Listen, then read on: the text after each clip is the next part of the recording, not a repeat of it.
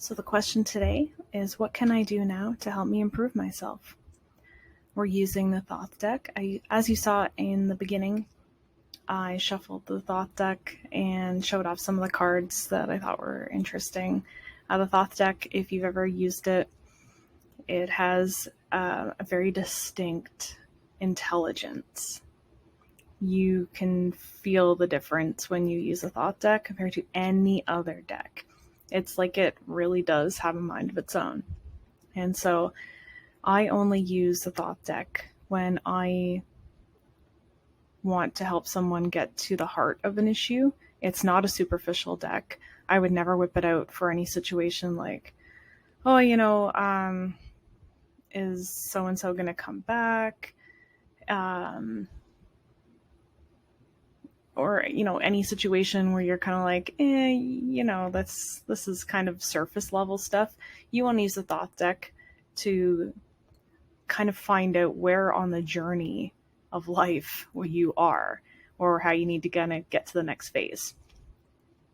So for this question, I think it's a great question to use the Thoth deck for, because it's a question that a person is bringing up to help progress them through life in some way.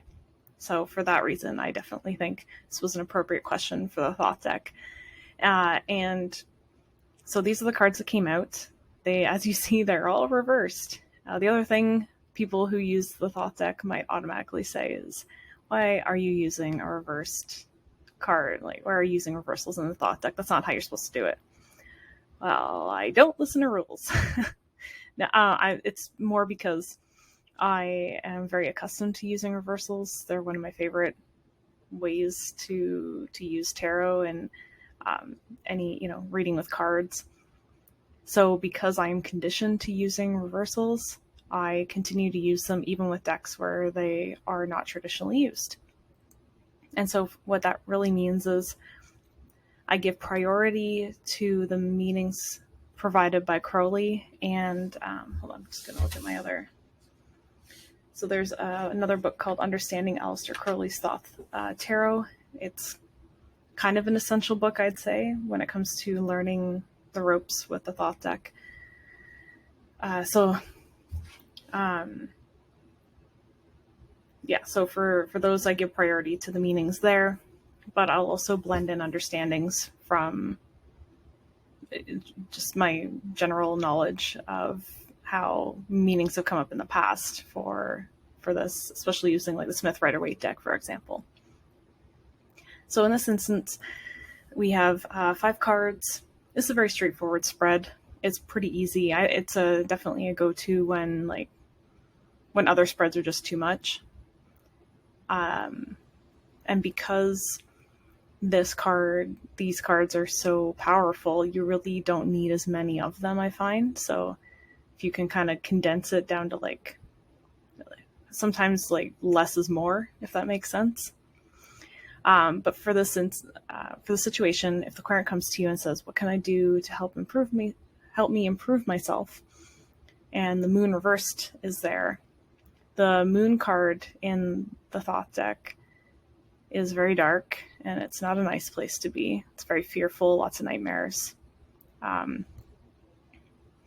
It's definitely not as dreamlike, I suppose, as other decks would have you believe.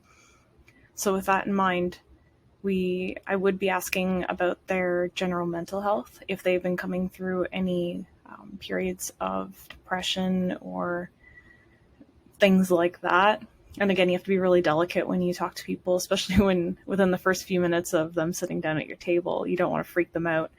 You don't want to make assumptions either, but you do want to draw a little bit of information because that will help guide you to what the cards are trying to tell you. So I'd want to find out, how things have been with them, if they've been going through a period of struggle or challenge. And I think the moon's telling us that that is definitely the case, and it's mostly in one's mind. The other thing that's interesting about this card is that because it came up the way it did, it's telling us that a person is on the brink of change, which makes absolute sense because they came to you for guidance. They came for a reading. And they just needed someone to hear them and someone to kind of put to voice what they themselves already know. For card position 2, that talks about what action they can take. So the key word for this card in Thoth deck is defeat. And we definitely don't, that's definitely not the meaning to take from this one. So what's key to know about the 5s? We've got 2 5s in this 5-card spread, so it's kind of significant. So if we have 2 cards in the 5s, we're definitely in a space of uncomfortable energy. So the action they can take, I would suggest a few things. One of them being trying to stand up for themselves, even when making others uncomfortable in the process. The change that they may have to do requires them to behave a little bit differently than they have been, and that can be startling for others in their world. The other thing I might suggest is refining their social skills. If they haven't really been out as much, maybe try to do that. Maybe try to engage other people in just general interaction. Also, I would suggest giving themselves an appearance upgrade, just to help lift them up a little bit. Sometimes things like getting a haircut can really bring your spirit up a little bit and boost your self-esteem. That can go a lot further than you might think when it comes to raising one's mental state. So those would be some practical actions I would suggest. With the obstacles or challenges, this makes absolute sense. The Ace of Cups in its reversal, got that draining feeling, no source of renewal. Something isn't getting the attention that it needs. Yeah, that makes sense. For the outcome, card position 4, we have the 5 of Wands reversed. Its keyword is strife. That's the other thing about the Thoth deck. If you haven't used it before, all of the minors, with the exception of the courts and the aces, of course, have a keyword on them to kind of distill the essence of what that card's about. And in this case, it's strife, but it's reversed, which of course doesn't automatically mean that it becomes the opposite. It just means that it's a little bit more nuanced. So like we said a little bit earlier about 5s in general, change in behavior is not easy. Because someone is making changes and that takes constant effort, it's very draining. That can still cause there to be a bit of anxiety and tension. They will get through it. And the key message is to stick with it and keep going. If you've ever heard the phrase, fake it till you make it, that definitely applies. They might also find themselves feeling like they're forced to engage or confront tense situations. So I'm not talking about just basic interactions, like talking to people on the street or like calling up a friend you haven't talked to in a while. I'm talking about more like confrontational situations. And they don't have to engage. You just keep doing what you're doing. Don't worry about what others think or say. For card position 5, the effect upon you. So the Ten of Swords has a keyword of ruin. It's definitely not a nice, like touchy-feely kind of card. It doesn't imply anything nice. But the important thing to note is that it's always in one's mind with the swords. And for this one, it's that illusion of being a target lifting. So when you always feel like others are out to get you sometimes, that was contradictory, wasn't it? When you always feel like others are out to get you, you kind of live in that constant expectation of trouble or feeling like people are, like you're the target of some kind. That is going away.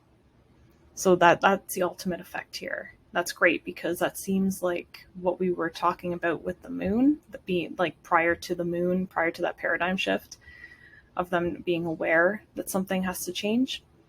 So being in that state, moving through the changes, bringing us to that completion. So if they've done a course correction, that 10 is showing us the completion of that phase. So by the time they get to that point, that lesson will have learned and they will move on to the next part of life. So if you have any thoughts on that, on Thoth in general, on this video, by all means, please leave it below. I'll do my best to respond. If you have questions, I'll try to find the answers for you. Yeah, thanks for watching. This is fun. I like using different decks sometimes, although my workhorse is definitely the Smith Rider-Waite. It's important to stretch your abilities and use different decks, because you will take other things from them. So I think this is no exception. So don't be afraid to pick up a new deck. That's the beauty of this practice, is that there really aren't wrong answers. It's all self-exploration. But if I can help guide you a teeny little bit, or help bring you to that place where you can do that for yourself, then that's awesome. Well, thanks for watching, and hopefully I'll see you in the next video. Bye.